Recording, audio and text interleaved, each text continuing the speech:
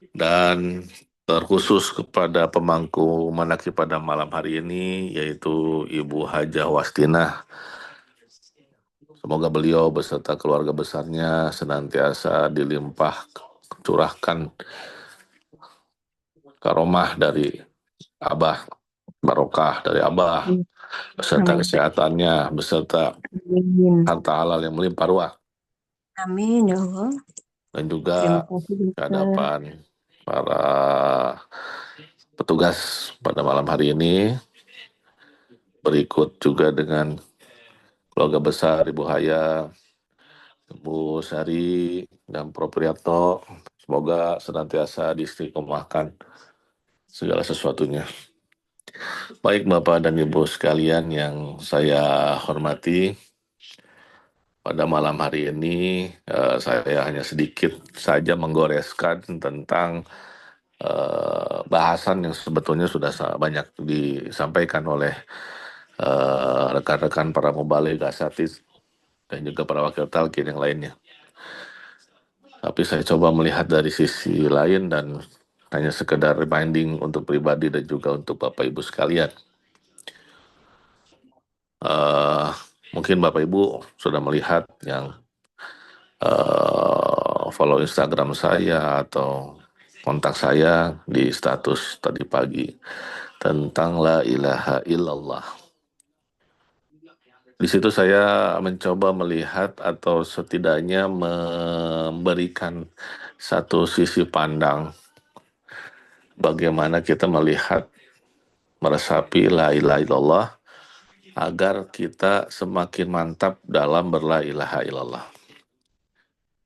Jadi Bapak Ibu sekalian, la ilaha illallah itu bukan sekedar kalimat, tapi sebetulnya adalah sebuah proses besar dalam perjalanan hati seorang muzakir. Di dalamnya terdapat dua hal, dua tahap. Yang pertama adalah penafian, ya, nafi. Dan yang kedua adalah penetapan atau isbat. La ilaha illallah ini adalah penolakan total. La ilaha. Nah, bagian la ilahanya adalah berupa penafian atau penolakan total. Menafikan segala sesuatu yang dianggap sebagai Tuhan selain Allah. Ini bukan hanya berhala yang terlihat oleh mata sebagaimana zaman Nabi Ibrahim, tetapi juga hawa nafsu, ego, jabatan, uang, harta, ya. Bahkan diri sendiri pun bisa menjadi berhala di situ. Allah berfirman dalam surat Al-Baqarah ayat 256. Barang siapa yang ingkar kepada Togut dan beriman kepada Allah, maka sungguh ia telah berpegang teguh kepada tali yang kokoh. Nah, coba garis bawahi. Ingkar kepada Togut. Nah, ini adalah bentuk contoh la ilaha. Jadi ingkar kepada Togut itu, itulah la ilaha. Mengosongkan hati dari segala sesembahan selain Allah. Jadi nggak ada togut dalam hati ini, kecuali Allah. Nah itu adalah proses la ilaha. Nafi, menafikan. Maka langkah pertama dalam tauhid, ya, bukan mengisi, tetapi mengosongkan. Ingat ini, kalau kita belajar tauhid, ya, disertai dengan tasawuf, nah, maka akan lebih mengena. Ya, sekali lagi, dalam belajar tauhid yang pertama itu bukan mengisi dengan ilmunya, tetapi mengosongkan diri kita, mengosongkan hati kita, mengosongkan pikiran kita.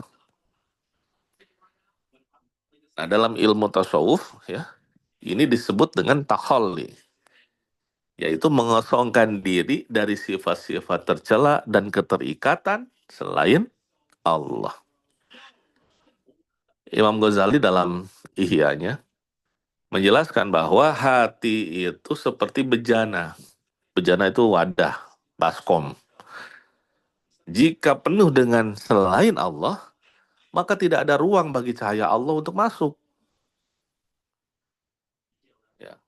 Nah ini, kalau sudah penuh oleh hal-hal selain Allah, maka tidak akan ada cahaya yang masuk. Nah kemudian datanglah tahap kedua. Ada yang dinamakan tahap kedua yang namanya illallah. Illallah atau kecuali Allah. Nah ini adalah kalimat isbat. Isbat ini adalah penetapan bahwa hanya Allah satu-satunya Tuhan. Nah ini bukan sekedar ucapan, tetapi harus menjadi isi hati yang sebenarnya ini. Dalam surat An-Nur, ya, ayat 36, Allah berfirman, Allah adalah cahaya langit dan bumi. Nah, cahaya ini hanya akan masuk ke hati yang kosong dari selain Allah. Maka jika hati belum kosong, lalu kita isi dengan Allah, Allah, Allah, tanda kutip, ya, seringkali yang kita isi itu bukan Allah yang sejati, tetapi konsep Allah baru berupa konsep versi diri kita sendiri. Ini kalau kita belum mengosongkan diri kita ya, belum mengosongkan hati kita, maka yang kita isikan di dalam hati itu yang kita akui itu Allah, sebetulnya itu bukan Allah. Tetapi itu adalah baru konsep saja, konsep Allah berdasarkan keinginan hati kita. Jadi ada ada sebuah keterlibatan hati kita, nafsu kita di dalamnya. Nah ini makanya kita harus memahami pada malam hari ini tentang konsep ini karena sangat halus sekali setan itu menjerumuskan. Banyak orang yang merasa sudah bertauhid ya, tapi sebenarnya masih mengisi hatinya dengan Allah hasil bayangannya dia sendiri, hasil pikirannya, hasil persepsi sendiri, hasil perenungannya dia sendiri. Rasulullah bersabda dalam hadis riwayat Muslim, sesungguhnya Allah tidak melihat kepada rupa dan harta kalian, tetapi dia melihat kepada hati dan amal kalian. Artinya yang dilihat adalah isi hati. Jika hati belum benar-benar kosong dari selain Allah, maka apa yang kita isi belum tentu itu Allah yang sejati. Nah, ini dalam tasawuf ya, tahap ini disebut dengan tahalli. Menghias diri dengan sifat-sifat terpuji, lalu menghadirkan Allah dalam hati. Maka sudah barang pasti para ulama menegaskan bahwa tahalli ini tidak akan sempurna, tidak akan sah tanpa tahalli tadi yang sempurna. Nah, maka ada kan muncul nih tahap ketiga, yaitu nama tajalli. Nah ini, tajalli ini yaitu ketika Allah sendiri yang menampakkannya dalam hati hambanya. Nah ini bukan menampakkan secara fisik, bukan arti fisik, tetapi dalam bentuk kesadaran, dalam bentuk ma'rifat, dalam kehadiran yang hakiki. Dalam kitab Qudsi, hadis riwayat Bukhari, ya, Allah berfirman, hambaku senantiasa mendekat kepadaku dengan amalan sunnah hingga aku mencintainya. Jika aku telah mencintainya, maka aku menjadi pendengaran yang ia gunakan untuk mendengar, penglihatannya yang ia gunakan untuk melihat. Nah ini adalah contoh kondisi ketika Allah sendiri yang mengisi hati hambanya. Bukan hambanya yang mengisi hatinya dengan Allah versi bayangannya sendiri, tapi Allah sendiri yang mengisi. Allah yang menjadikan penglihatan dan pendengarannya untuk digunakan hambanya tersebut untuk mendengar dan untuk melihat. Nah, kalau kita kondisikan dengan analogi tadi ya, kita menganalogikan dengan wadah yang tadi. bahwa jika seseorang mengosongkan wadah, lalu ia isi sendiri, maka isi itu berasal dari dirinya sendiri. Tetapi jika ia benar-benar kosong, ya, lalu menunggu, maka Allah sendiri yang akan mengisinya. Nah, dalam surat Ali Imran ayat 29, maaf 28, dan Allah memperingatkan kamu terhadap dirinya. Nah, ini juga ayat ini menunjukkan isyarat bahwa Allah lah yang memperkenalkan dirinya kepada hambanya. Bukan hambanya yang mendefinisikan Allah itu seperti ini, Allah seperti ini, Allah itu baiknya seperti ini. Tidak. Imam Junaidi al-Baghdadi pernah mengatakan bahwa tauhid itu adalah memisahkan yang kodim atau Allah dari yang hadis atau makhluk. Artinya jangan campur baurkan antara Allah dengan persepsi makhluk. Jika kita masih memahami Allah itu dengan logika sempit kita, maka kita belum benar-benar sampai kepada ilallah. Jadi banyak orang yang berhenti di la ilaha. Mereka mereka sudah sukses lah meninggalkan dunia secara lahir, tapi belum sampai kepada ilallah. Belum benar-benar mengenal Allah. Nah, ada juga yang sebaliknya. Ada yang mengaku sudah ilallah, tapi tanpa melalui la ilaha. Sehingga Allah yang mereka yakini itu cuma bayangan saja, cuma semu saja. Dalam surat Al-Bayyinah ayat 5 Allah berfirman, padahal mereka tidak diperintahkan kecuali untuk menyembah Allah dengan memurnikan ketaatan kepadanya. Nah, ini kata memurnikan ini yang sering disalahartikan.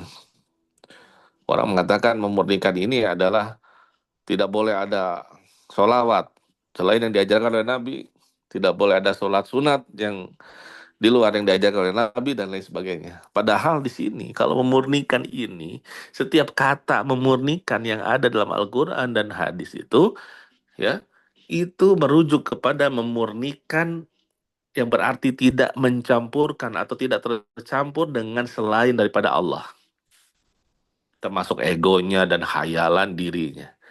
Jadi murni, betul-betul murni itu seperti itu sebetulnya Bapak Ibu. Dalam kitab Hikam, Ibnu Athaillah menyebutkan bahwa bagaimana mungkin hati ini akan bersinar jika gambar dunia masih terlukis di dalamnya. Nah, ini menunjukkan bahwa selama hati masih penuh dengan selain Allah, maka cahaya Allah itu tidak akan masuk dengan sempurna.